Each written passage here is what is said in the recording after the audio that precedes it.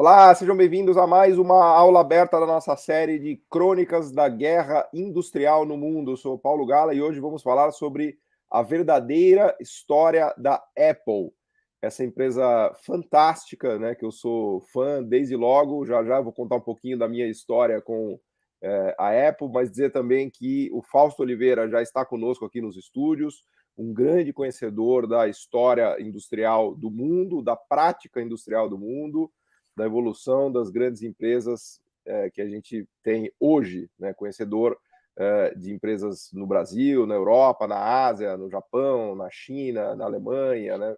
Uma pessoa que dedicou a vida praticamente a conhecer os meandros, né, desses avanços tecnológicos, dessas guerras entre empresas e assim por diante, né? Então, já antes de te passar a palavra, Fausto, para a gente começar a falar sobre a verdadeira história da Apple, eu só queria fazer aqui o meu registro de fã de carteirinha da Apple, né? Eu era ali pelos idos dos anos 80 ainda, eu me considerava um Apple maníaco, tinha o clube dos Apple maníacos, não sei se você se É lembra mesmo? disso, né? Meu primeiro computador foi um TK3000. TK3000 Aquele? era uma cópia grosseira do Apple, do primeiro Apple, que era o Apple IIe. No Brasil ele veio com a carcaça, né? Ele tinha uma carcaça brasileira, mas o core dele era um Apple IIe, também conhecido aqui no Brasil como TK3000. TK3000, foi Uhum. o primeiro computador da minha vida. Depois que eu tive um PC, um IBM que era um PS2, depois eu tive um 286, enfim, só para as pessoas terem uma ideia da nossa idade, eu fui evoluindo na linha da Apple.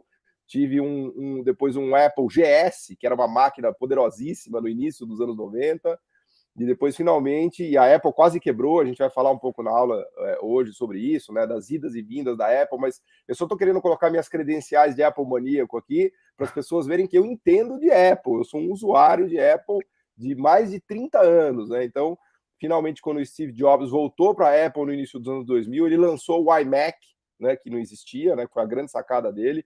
Ele foi demitido por aquele Sculley, né, que é um cara que ele mesmo contratou, que era CEO da Pepsi. Depois, esse CEO da Pepsi quase quebrou a Apple. Eles compraram uma empresa do Steve Jobs, que acho que era até a Pixar Studios, que faz os Hum. desenhos animados até hoje. Ele lançou o iMac, que foi um sucesso de venda. Ele era ainda com aquela tela grande, né? Não tinha ainda as telas planas, ainda não estavam em voga, né? Isso foi início do final dos 90, início dos 2000. Depois ele lançou o iPod, que eu também, né, presenciei quando eu estava indo morar em Nova York em 2005. Eu vi aquilo e falei, nossa, um iPod, que legal. Nossa época era Walkman, né, Fausto? Talvez você tenha tido um Walkman. Depois fizeram um negócio mais ridículo ainda, que era o Discman, né? Você lembra do Discman? Você andava com um disco rodando no bolso, assim, você ouvia a música, você ficava chacoalhando, né? Porque o CD E rodava, né? pulava toda hora, lembra, né? Lá, Toda hora. aí dava aquele. Exato. Enfim, e aí foi o iPod, aí veio o iPad, aí vieram os Macs, enfim, eu quero falar bastante dessa história hoje, mas eu só queria dar essa primeira declaração de Apple maníaco aqui, para mostrar que eu sou realmente um profundo conhecedor dos produtos como usuário. Na aula de hoje a gente vai falar do abertura da caixa preta desta empresa Apple, de como ela foi criada, de como ela foi formada e como ela ilustra tudo que a gente tem falado aqui na nossa série das crônicas da guerra industrial. Então, isto posto, Fausto, né? Após ter me declarado aqui um Apple maníaco, eu te passo a palavra aqui e te dou as boas-vindas. Seja bem-vindo aqui à nossa conversa. Bacana. Boa noite, Paulo. Boa noite ao público, todos vocês que estão nos acompanhando aí. Então, a ideia aqui é falar das crônicas da guerra industrial, mas o Paulo entrou na guerra com amor, né? Entrou declarando todo o seu amor aí a uma grande corporação internacional, que eu acho que se caracteriza por isso, né? Eu escuto a sua fala inicial sobre a Apple, Paulo, de uma maneira para além do individual, né? Para além do sentimental de uma pessoa que, né, exerce os seus. Sucesso do marketing da empresa. É nesse sentido que eu estou apontando, né? Para além dos seus, né, das suas óbvias preferências individuais, que poderiam ser diferentes, assim, eu tenho um grande amigo nosso, por exemplo, que eu não vou entregar aqui, mas que é fã de um certo país asiático, né, que diz que ele não compra Apple de jeito nenhum, que ele só compra a marca do país Eu só asiático. curvo Apple, cara. Eu tenho o iPhone, eu tenho o iMac, tenho o MacBook, tenho o iPad, o que você quiser. Pois é, mas eu acho que escondido dentro dessa sua fala inicial e dessa relação que todos nós acabamos tendo, eu, por exemplo, tenho essa relação com marcas de azeite. Eu sou um bisneto de português Bem mais nobre do que a minha relação. né, eu tenho uma relação afetiva de cliente, etc., com certas marcas de azeite português, né?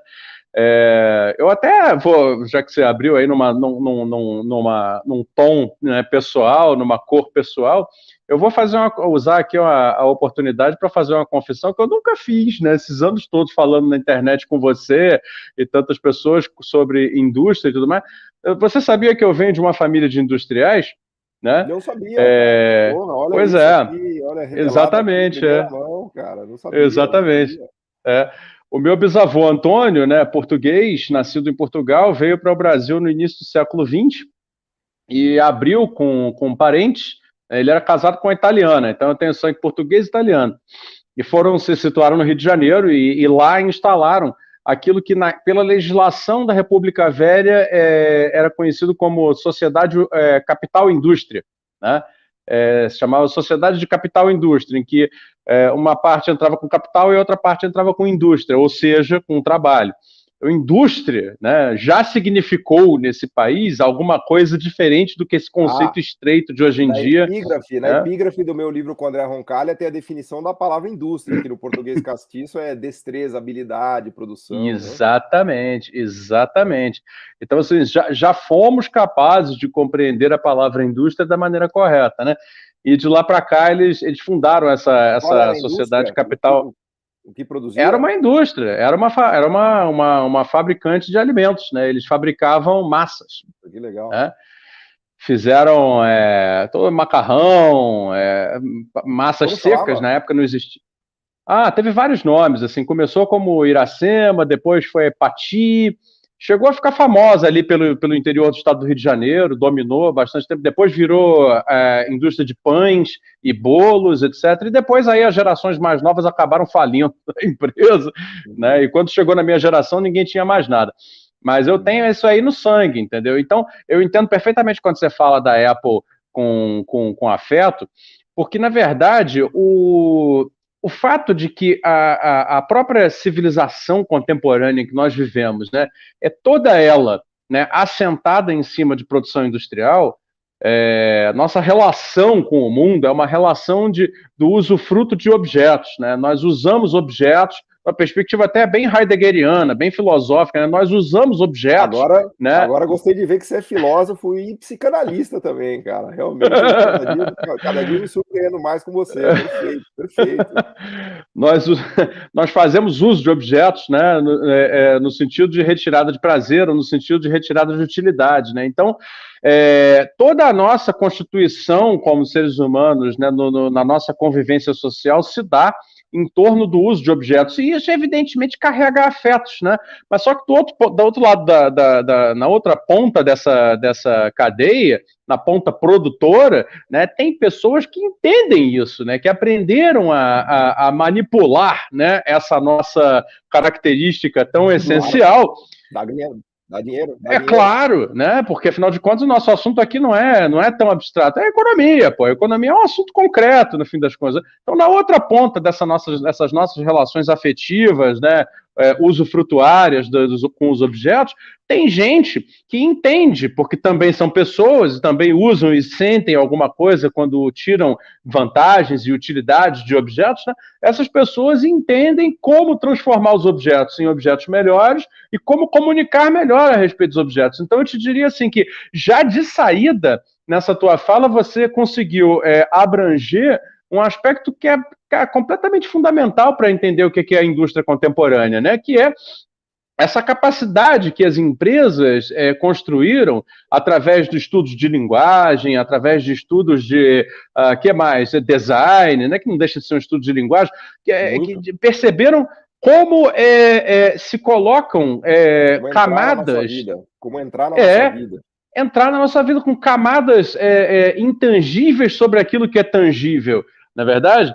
E hoje, infelizmente, como a tecnologia digital e tudo acabaram nos trazendo essa essa sensação de que a nossa vida pode rodar sobre o intangível, né, a gente perdeu um pouco a dimensão de como o tangível ainda é necessário.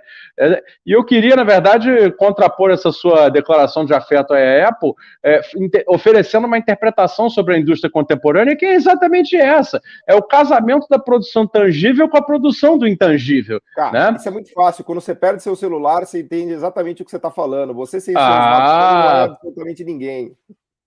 Entendeu? Pois é, exatamente.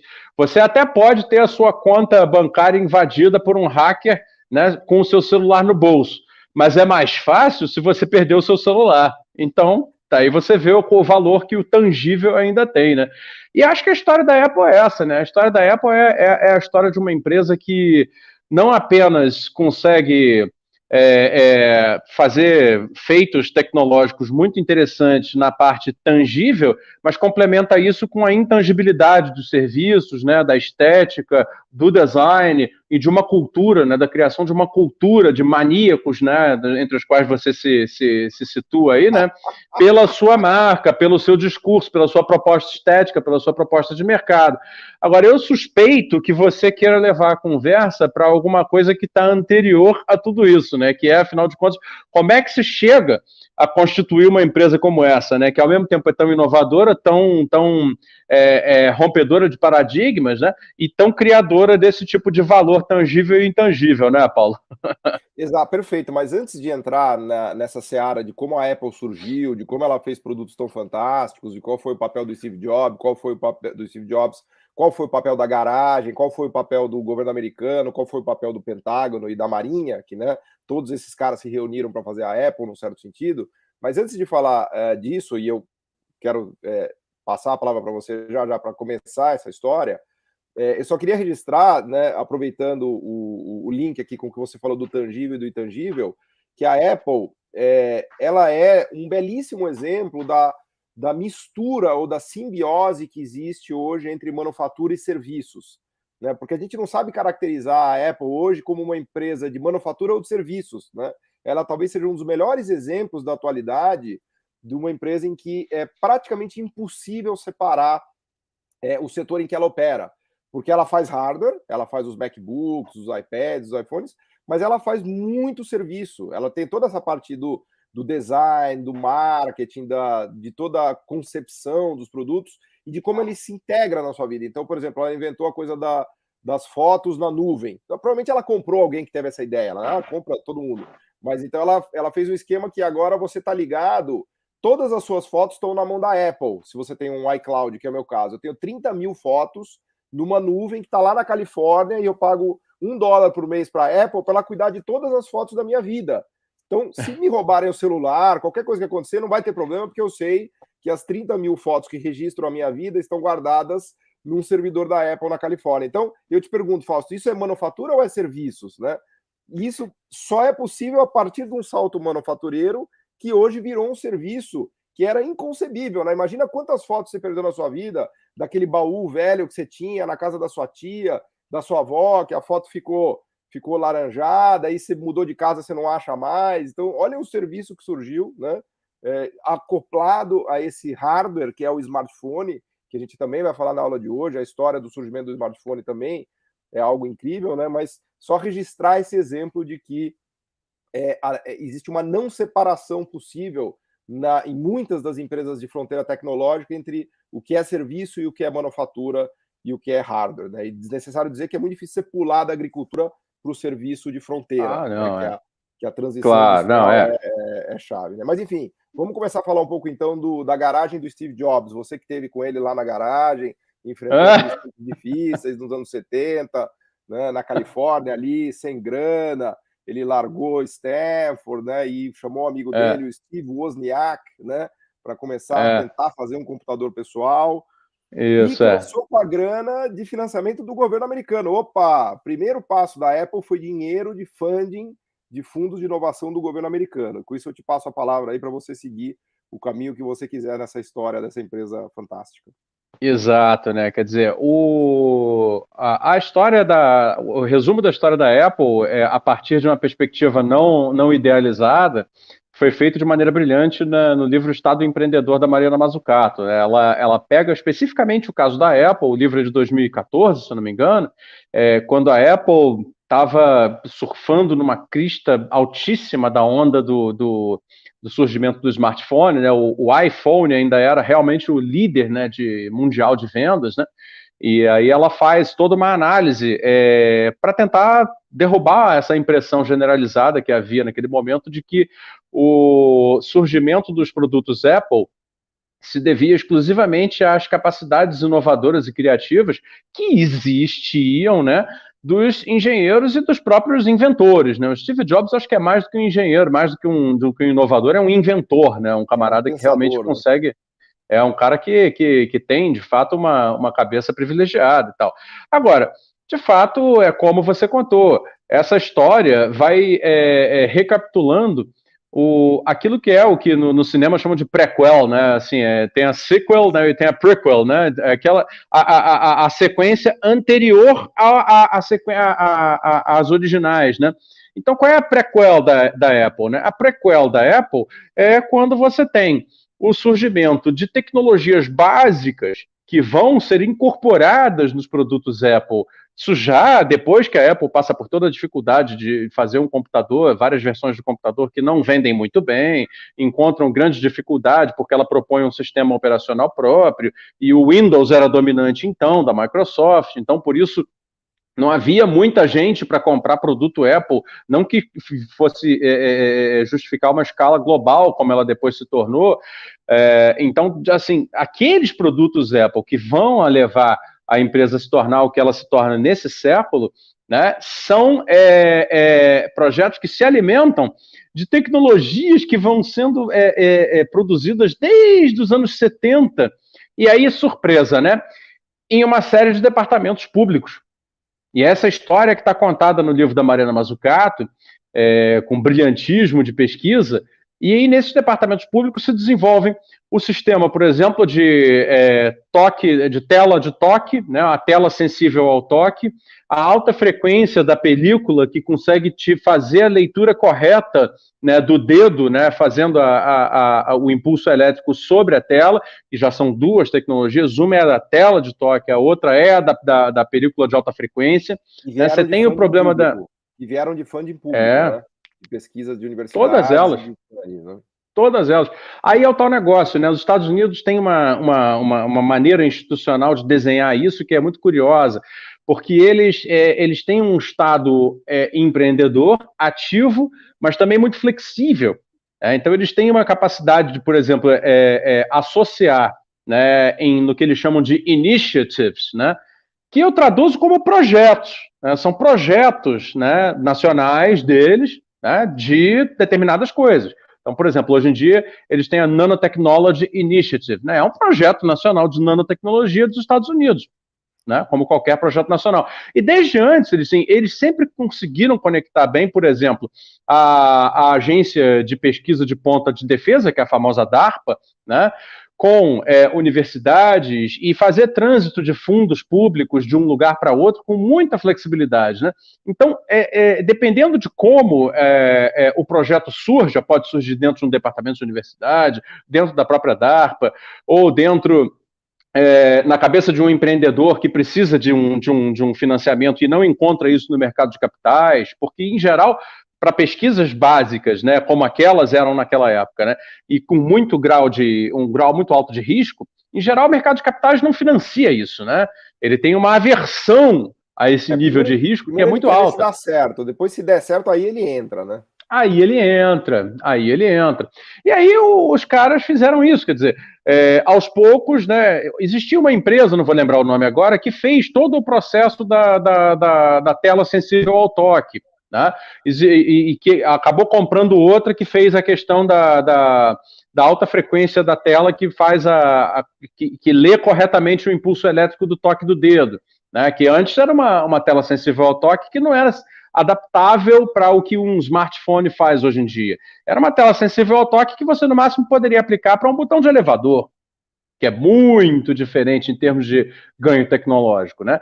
E tudo isso foi sendo feito em parcerias entre governo, oferecendo créditos e financiamentos e estrutura universitária de pesquisa, e empresas, em geral, pequenas, daquela época, dos anos 70. Assim como foi com o sistema de reconhecimento de voz, o sistema de reconhecimento de... Siri, né? Siri, né? o Siri, E hoje exatamente, tem né? Alexa, hoje tem todos, né?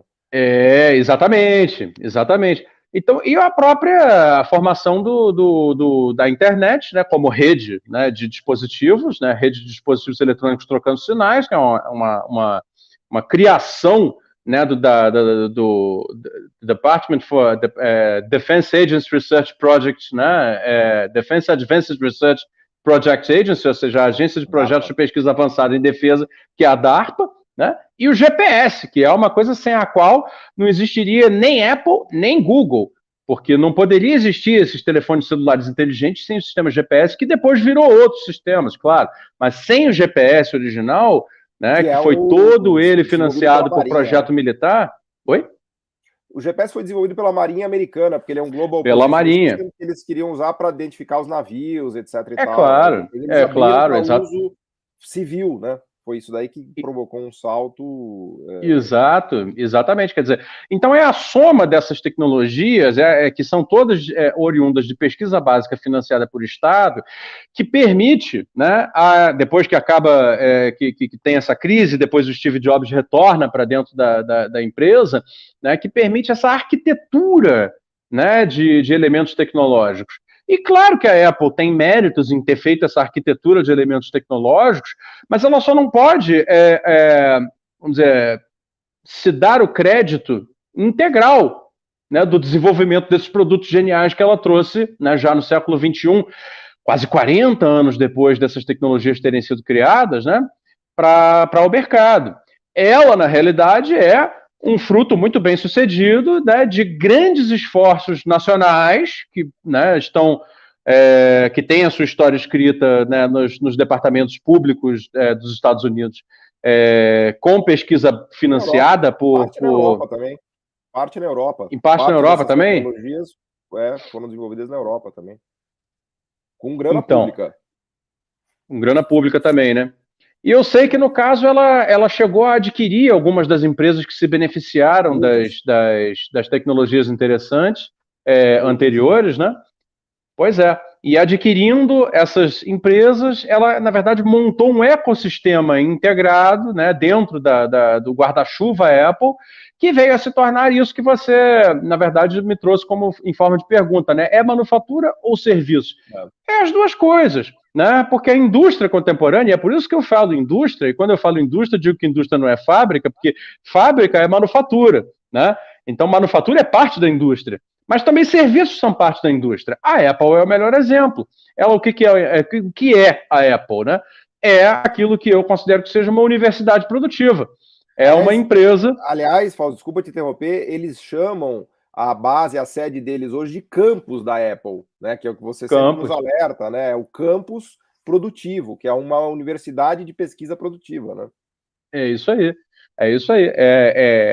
Não apenas a Apple, né? Eu conheci algumas empresas que se referem a si própria ou às suas unidades, né, geograficamente falando, em termos de campus, né, como se fossem universidades de fato. Bom, é isso, quer dizer, elas têm estruturas, lógico, corporativas. Se você entrar lá dentro, você está dentro de uma empresa, percebe que está dentro de uma empresa, porém, a rotina laboral, a rotina de trabalho é uma rotina múltipla que coloca em contato de maneira familiarizada entre os diferentes profissionais, né, talentos diferentes, conhecimentos diferentes, e nessas interfaces vão se produzindo, né, no entrechoque dessas coisas, vão se produzindo inovações. Então, o que eles criaram, na verdade, são centros de inovação que são privados, né, todos voltados a desenvolvimento de tecnologia, pesquisa, produto. Tecnologia, pesquisa, produto. Então, quer dizer... É um ecossistema, na verdade, essa palavra é muito boa, porque a Apple é uma empresa, como é a Huawei, como é a Samsung, como é a LG, como é a Hyundai, as grandes empresas da fronteira tecnológica, são campos produtivos, são ecossistemas produtivos, porque todos os fornecedores também fazem parte dessa cadeia de inovação, desse ecossistema de inovação que, inclusive, mistura serviços com manufatura, né? Hardware com software. Mas eu achei incrível a parte da história que você estava contando aqui. Eu estava me lembrando como usuário da Apple e como fã. E vejam, isso aqui não é para fazer propaganda da Apple, tá, pessoal? É que a Apple realmente é um caso simbólico, né, de tudo que eu e o Fausto falamos, do que é uma manufatura moderna, do que é a imbricação entre serviço e manufatura, do que é o papel do Estado no desenvolvimento dessas tecnologias, né, que está muito bem relatado no livro da Mariana Mazzucato, para quem não conhece, recomendamos muito, mas eu queria contar algumas passagens, Fausto, que só um Apple maníaco como eu deve saber, da história, da vida do Steve Jobs e da vida da Apple, e como essas tecnologias que você mencionou mudaram completamente a vida da empresa, né? Antes de mais nada, recomendar, tem pelo menos 3 filmes que vale a pena assistir sobre a vida do Steve Jobs, né? Teve uma safra aí há 2 ou 3 anos atrás, teve até com aquele ator lá, o Fassbender, eu acho que é muito bom. Tem 3 filmaços sobre a história do Steve Jobs. Ele era um cara extremamente complicado, negou a filha, né? Ele teve uma filha que ele não reconheceu, depois reconheceu. Depois o próprio nome do computador ele deu em homenagem à filha que ele não tinha reconhecido. Ele era um cara bastante genial e problemático ao mesmo tempo, né? Mas tem algumas passagens da história dos produtos da Apple que mostram como essas tecnologias que o Fausto está falando, que foram desenvolvidas pelo Estado, foram fundamentais, né? Assim que ele saiu ele foi demitido da Apple, porque ele brigou com o Sculley, que era o CEO, acho que da Pepsi. Ele foi fazer outras empresas, uma delas foi a Pixar, que teve um sucesso estrondoso, até hoje, que faz esses filmes, essas animações, e ele fez uma outra empresa em que ele tentou desenvolver um negócio que ele chamou de Newton. O Newton era um protótipo de um primeiro smartphone no final dos 80 e início dos 90, né? Ele era um trambolhão, um tijolo, mas o Steve Jobs ele já tinha essa visão de que aquilo eventualmente viraria um podzinho, viraria o que a gente tem, que é o smartphone hoje. Bom, deu tudo errado e a empresa quase quebrou. Quais eram os problemas dele? Primeiro, você tinha que usar uma caneta para teclar, né? Ou os botões que eram muito ruins. Não existia essa tela touchscreen com essa sensibilidade aí que você está falando. Primeiro grande problema. Segundo, aquilo não se conectava com nada, porque não tinha internet. Então ele era um aparelho standalone, que não tinha função. Ele não tinha GPS, então ele não tinha funções de navegabilidade. Então, todas essas tecnologias que você mencionou, especialmente o GPS e a internet, que foram fundamentais para que esse Newton, que era o projeto original do Steve Jobs, fora da Apple, viesse a funcionar só em 2010, hein, Fausto? Vejam só. Ele primeiro teve que fazer o iPod. O que era o iPod? Era o nosso famoso Walkman, colocado num podzinho, graças a um microprocessador e um micro hard drive que foi desenvolvido em departamentos de universidades com dinheiro público, também, essa é outra parte da história importante, né? Que é aquela tecnologia do botão circular, né? Do botão circular. Do botão circular. Isso ainda é anterior ao touchscreen que você estava descrevendo, porque o iPod ele ainda era tosco, né? Eu até tenho guardado aqui. Eu tive um iPod em 2005, né? Vocês devem se lembrar. Ele era toscão, assim, né? E tinha esse botão circular, mas obviamente que era muito melhor do que um Discman e do que um Walkman, né? Então, isso foi um grande avanço. Mas a partir do iPod, o Steve Jobs falou: opa, já dá para fazer um telefone, né? E aí veio o salto do iPhone com a tela touchscreen, com o GPS, com a internet, que tinham recebido vultosos investimentos do Estado americano. Imagina se a Apple ia fazer internet, imagina se a Apple ia fazer GPS, botar 40 satélites no espaço e construir 5 foguetes. Porra, né? É evidente que o risco de colocar foguetes no espaço para construir um sistema de GPS, ou o risco de conectar milhares de bases com antenas, que é o risco que o exército americano tomou para fazer a internet, não era um risco que o Steve Jobs e a Apple ia tomar. Esse é um risco de Estado, né? E aí que está a tecnologia de infraestrutura do smartphone, né? Então, o Steve Jobs ele foi genial, ele tomou pequenos riscos, né? O risco de design, né? O risco da combinação de tecnologias, como você falou, o risco de comprar empresas que já tinham desenvolvido coisas que davam certo a partir do dinheiro público, né? Então a genialidade dele foi construir todo esse ecossistema de inovação, né? Colocar nesse hub, né, produtivo chamado Apple, né, e de inovação, e a partir daí começou a soltar um monte de produtos, e a empresa passou do $1 trilhão de valuation já há algum tempo, né?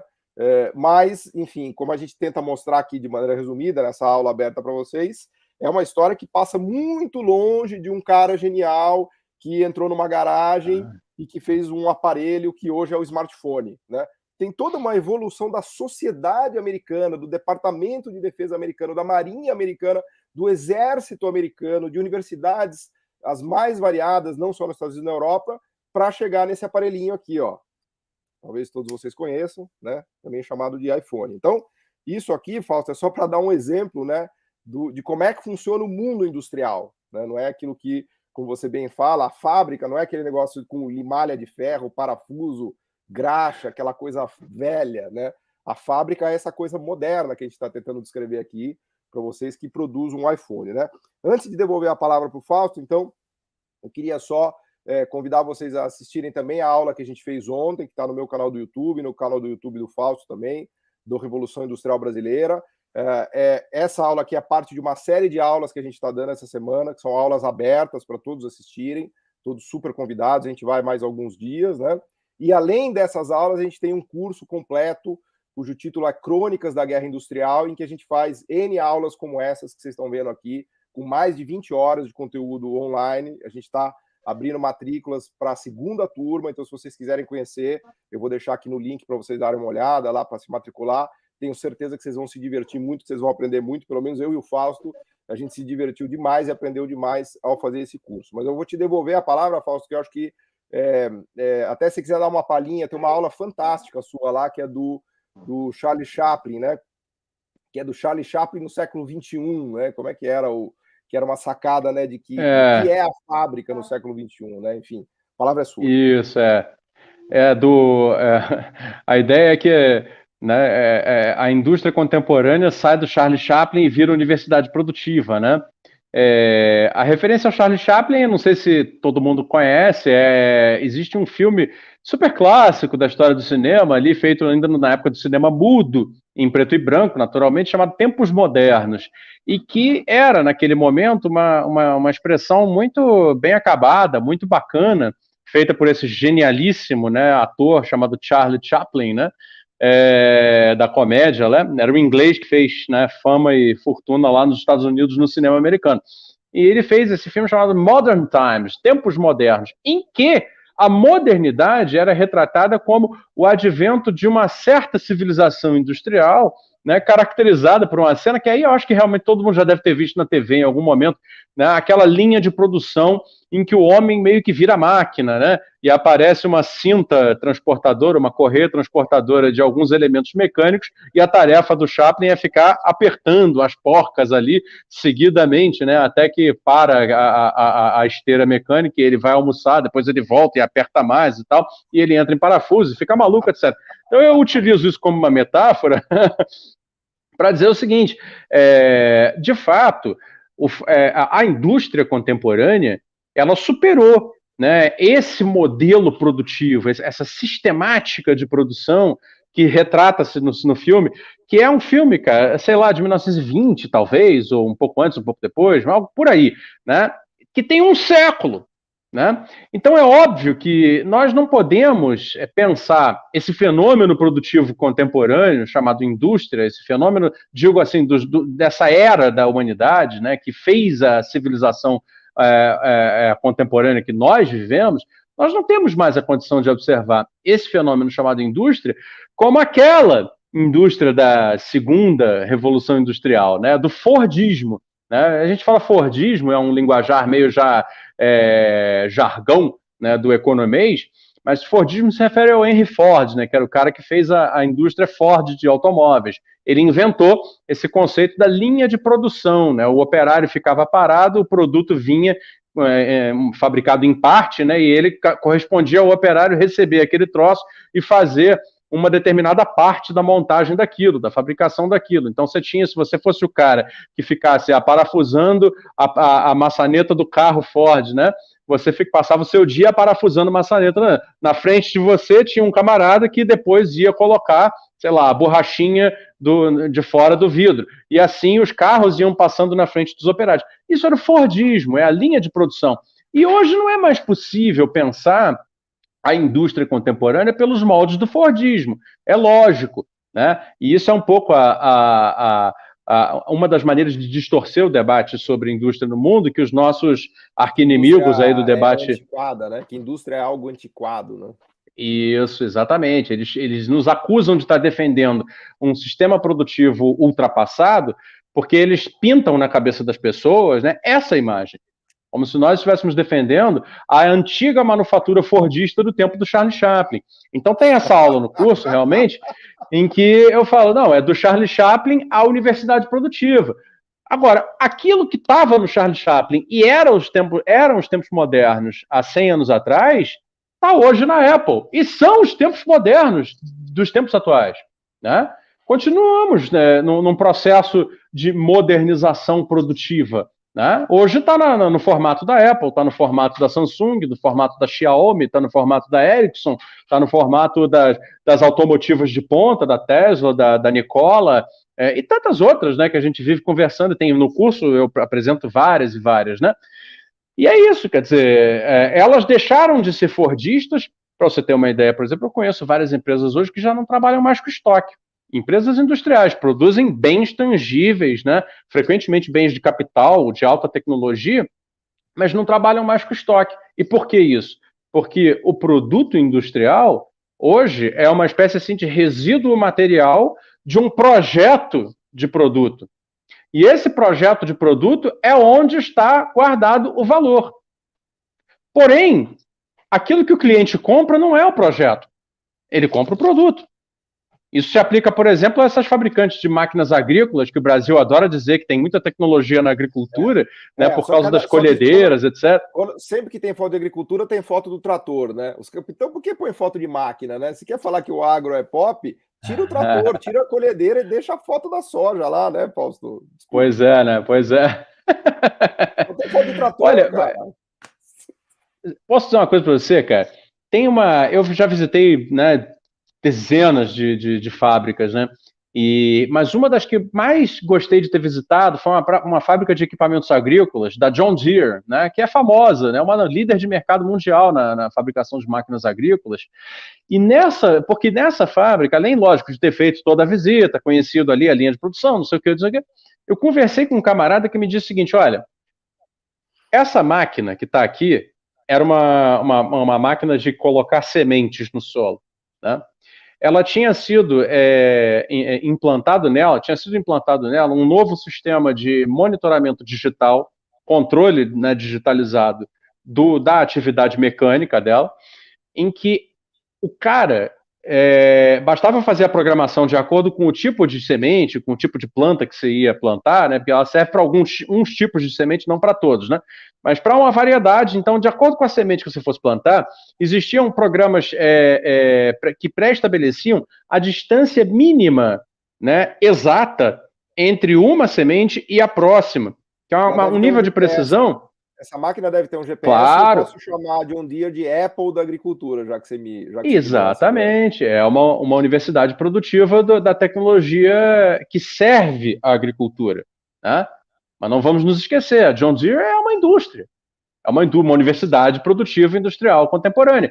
E aí ele diz o seguinte, cara, o cara consegue 7% a mais de planta numa mesma área, mas consegue isso graças à máquina da John Deere, que não só fabricou a própria, né, plantadeira, como ainda incorporou nessa plantadeira, né, sistemas e serviços, software de controle, etc, etc. Inteligência, né? No fundo é isso, né? Agregou esse valor dentro da plantadeira, de modo a transformar a plantadeira quase que numa usina de plantio. No smartphone. Mas cara, é um computador ambulante, né? Então aí você se pergunta, cara, de fato nós estamos num cenário produtivo em que o bem industrial não vale mais nada, né?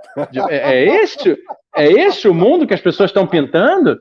Entendeu? Aí igual o camarada outro dia, né? Não vou dizer quem, nem vou dizer quando, não importa, mas ele colocou, coitado, né? Ele queria defender que as pessoas as pessoas que achavam que o Brasil precisa de uma indústria como essas, né, que somos nós, né, que nós estaríamos errados, porque a agricultura brasileira tem muita tecnologia. Aí ele colocou um vídeo para ilustrar. Era isso, era plantadeira da John Deere, eram colhedeiras, eram separadores óticos. Paulo, sem sacanagem, separadores óticos de fruta, né? Porque você sabe que a fruta, de acordo com a qualidade, ela tem um mercado, né? Não é que ela vá para o lixo, mas de acordo com o tamanho, com a superfície, se está bem acabado ou não, com a cor, com o peso, com a própria estética. Aquilo lá hoje é fotografado, né, pelos meios digitais, né, nos equipamentos avançados, e se pode tirar o quanto de como é que chama isso? Separador ótico, é isso, Fausto? É separador ótico. Ele separa a fruta separadores boa da fruta óticos. ruim. Isso. Não, e não é da fruta boa, da fruta ruim. Ele categoriza, ele classifica, né, amarela, as frutas laranja, de acordo com o mercado. Claro, por tamanho, por peso, por volume, por brilho, enfim, esses critérios, né? E aquilo vai definir exatamente qual é o grau, o desvio padrão, isso que eu queria lembrar. Ele vai definir o desvio padrão de cada fruta, e isso em questão de milésimo de segundo, né? Como diria o mineiro, quem faz um trem desse aí, de separador ótico? Você sabe? Bicho, são empresas super específicas que são indústrias em geral do norte da Europa, que eu não vou lembrar o nome aqui agora, vou ficar devendo. Aquelas que a gente não tem. Aquelas que a gente não tem, justamente, né? Exatamente, que a gente não tem. Então, assim, o cara colocou coisas como essa como exemplos de que a agricultura brasileira tem muita tecnologia. Bom, se você considerar que essas tecnologias são industriais, e se considerar, pior ainda, que essas tecnologias todas no Brasil são compradas de fora, aí, meu amigo, né? Aí eu até. É fácil, eu quero ver desenvolver tecnologia, porra. Entendeu? Né? Então é isso, quer dizer, aí fica fácil você defender uma economia primária, entendeu? Mas eu faço umas frutas lindas. Bom, tá, mas com auxílio desse tipo de tecnologia, para não falar na química, né? Para não falar nos fertilizantes, que nós importamos quase todos, etc, etc, etc. Né? Então é isso, quer dizer, o que a gente fala, né, nesse debate, eu acho que a Apple está absolutamente inserida nisso, é de que existem caminhos, né, para se chegar a ter esse tipo de domínio tecnológico. Né? É bacana observar, não tenha dúvida, é legal a gente ficar falando, conhecer as tecnologias por dentro. Né? Eu recomendo a todo mundo que visitem fábricas sempre que puderem, porque hoje em dia é um baita de um programa. Eu acho que as escolas deveriam levar os alunos em passeio, né, para conhecer, né, as grandes indústrias, né, para então criar uma cultura. Façam o nosso curso. Abre para vocês a caixa preta de várias indústrias do mundo inteiro para vocês entenderem o que é. Né? Uma maneira mais fácil de vocês conhecer as indústrias é fazer nosso curso, no caso. Né? Você faz o nosso curso. Aliás, está aberto já, ô Paulo? Está aberto, as matrículas estão abertas já. Eu deixei o link aqui para quem quiser dar uma olhada. Pronto, então. Né? Aí quem tiver afim já pode ir lá, né, se inscrever, começar a fazer as suas aulas. Tem quanto tempo para fazer as aulas? É um tempão, né? Você pode se inscrever, pode. É vitalício, a gente está numa plataforma nova que é vitalício agora. Na verdade, quem entra lá no curso, ele vira parceiro nosso para a vida toda, porque a gente vai atualizando, colocando novas aulas e, inclusive, depois eu vou reunir essas aulas aqui que a gente está dando e colocar lá numa sessão de webinários também lá do nosso curso e por aí vai. Então, quem está com a gente já recebe todas as atualizações, né, Fausto? Mas enfim, a gente sempre, o plano é dar uma aula de meia hora, já estamos em 45 minutos aqui, porque como você bem disse, a gente não gosta de falar, né? Mas eu queria caminhar aqui para uma conclusão, né? Queria ouvir você já, palavras conclusivas já, mas só destacar que a gente usou a Apple aqui não à toa, né? Porque a Apple ela é simbólica de tudo que a gente fala lá no curso das crônicas da Guerra Industrial e de tudo que a gente fala nos nossos canais, né? No meu canal, no canal do Fausto da Revolução Industrial Brasileira. Simbólica do quê? Simbólica vamos dizer assim, da relação simbiótica que há entre serviços e manufaturas, simbólica do papel do Estado no desenvolvimento de tecnologias que vão ajudar a iniciativa privada, que vão turbinar a iniciativa privada e que depois vão dar possibilidades para pessoas geniais como o Steve Jobs, né? Simbólica da nacionalidade das empresas. A Apple é uma empresa americana, calcada em tecnologias americanas, em empresas americanas, em ecossistemas de inovação. Falo tanto até acabar a voz. ecossistemas de inovação americanos. Como a Huawei é uma empresa chinesa, calcada em sistemas de inovação e ecossistemas chineses, como é a Xiaomi, como é a Samsung na Coreia, como, aliás, há uma guerra no mundo hoje para tentar destruir a Huawei, que está roubando espaço da Apple, né? Por exemplo, para tentar desbancar os semicondutores chineses que faltam na China para não deixar com que hoje a Xiaomi, importante dizer, já supera a Apple também em produção de smartphones, né? É Samsung, Huawei e Xiaomi. A Apple está ali realmente brigando, mas tem 3 asiáticos que estão realmente detonando a Apple, né? Enfim, então só queria dar aqui, né, já caminhando aqui para as minhas palavras de conclusão, para explicar o porquê, né, dessa aula sobre a Apple, né? Porque a gente não está aqui falando de Apple porque eu sou Apple maníaco, né? Apesar de ser, mas a gente está falando de Apple porque ela realmente é simbólica, né? Como diz o Jung, o simbólico é mais real do que o real. A Apple simboliza muitas das coisas que a gente quer falar, né, Fausto, que a gente conversa lá no curso, né? Mas enfim, te passo a palavra aqui para a gente concluir, que a gente já avançou demais até aqui na hora. Beleza. Pois é, Paulo, eu concordo contigo, assim, a Apple, assim como outras que competem com ela e também com outras grandes empresas que representam setores importantes, né, do desenvolvimento tecnológico do mundo, elas não são apenas grandes prestadoras de serviços para a humanidade, né? É óbvio que terem desenvolvido essas tecnologias, terem colocado isso à disposição, melhorou muito a vida de todos, não há dúvida disso, muito, né? Porra, E se você interpretar, aqui, essa live nossa entendeu? deve isso, né? Exatamente, quer dizer, então é óbvio que existe, porque as pessoas gostam muito de pagar pau para as empresas, né? E eu acho que não tá injustificado, não, eu acho que se justifica. As empresas que chegam a esse grau de desenvolvimento tecnológico são realmente admiráveis, né? O grande problema é que, não sei se por uma questão de interesse de acionista ou um conjunto de fatores, mas o fato é que essa cultura de pagar pau para as grandes empresas acabou tirando do cenário, né, aqueles que, na verdade, também trabalham pelo mesmo fim, né?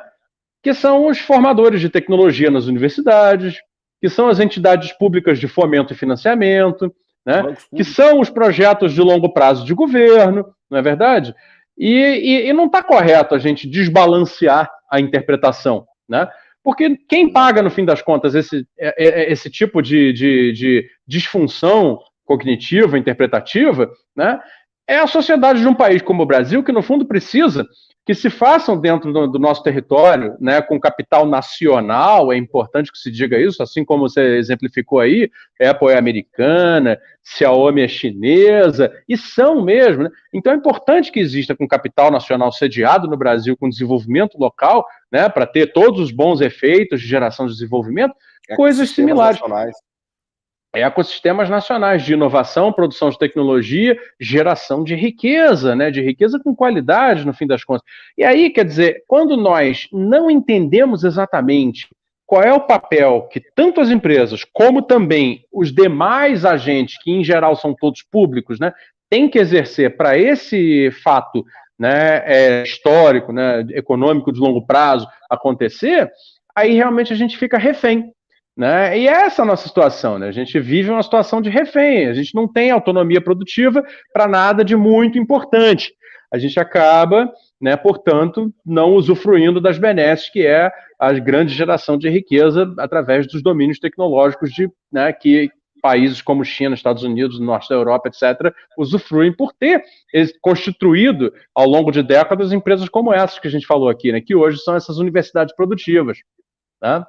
Perfeito. Mas é isso, acho que é um esforço da sociedade, né? Porque tá toda a sociedade envolvida naquela inovação, né? Pois é. No curso eu falo isso, né? A questão tem a aula dos ônibus elétricos, né? Que é um caso que eu adoro contar, né? Como surgiram os ônibus elétricos através de uma encomenda de uma prefeitura da Suécia, né? Sequer foi um grande projeto nacional, mas uma prefeitura preocupada com a questão da poluição e das emissões de gases, encomendou a uma grande empresa sueca. Não, ali foi a questão elétrica ainda, das baterias. O hidrogênio já vem depois, né? Então, a partir de uma encomenda de uma prefeitura, né? Se estabelece ali um orçamento público para desenvolvimento de algo que não sabia muito bem como ia sair. E, no entanto, sai direito, depois roda dentro do município, e dentro do município é testado, é aprovado, e dali vira produto de mercado. E dali toda a sociedade sueca ganha, porque aquilo vira mais um dos produtos avançados de exportação, né, daquele país. E é óbvio que isso se reverte, né, em grandes ganhos econômicos que, né, não tem mais onde botar dinheiro na Suécia, né? E, no entanto, continua entrando. Entende? E tenho certeza que aqui na América do Sul, onde tem muitos desses ônibus elétricos rodando, aqui no nosso país, inclusive, né? Muitos desses royalties e desses capitais que foram pagos por esses ônibus estão fazendo a vida aí de grandes funcionários de classe média alta dessas empresas automotivas suecas até hoje. Não é verdade? Boa, Fausto, muito obrigado. Vamos encerrar por aqui nossa aula da verdadeira história da Apple, que na verdade é a verdadeira história das indústrias do mundo, que é a verdadeira história da riqueza dos países. Então, quando a gente fala de crônicas da guerra industrial no mundo, o que a gente está querendo contar é como os países ricos ficaram ricos e por que os pobres continuam pobres, que aliás é o título do livro do Eric Heiner, que nos inspira, né, e que a gente tanto usa em nossas aulas, né? Então, agradecer o Fausto aqui por essas palavras, né, fantásticas, né? Ele um profundo conhecedor de tudo isso que a gente está falando aqui. Convidar vocês para conhecer novamente o curso, as matrículas estão abertas, vou deixar o link aqui. E também convidar vocês para assistir as próximas aulas que a gente vai dar nos próximos dias, que são aulas abertas, e as que já estão colocadas também aqui no meu canal e no canal do Fausto da Revolução Industrial Brasileira. Ficamos por aqui. Fausto, muito obrigado a todos que nos acompanharam e até a Valeu. próxima. Obrigado, Paulo. Obrigado, pessoal. Valeu.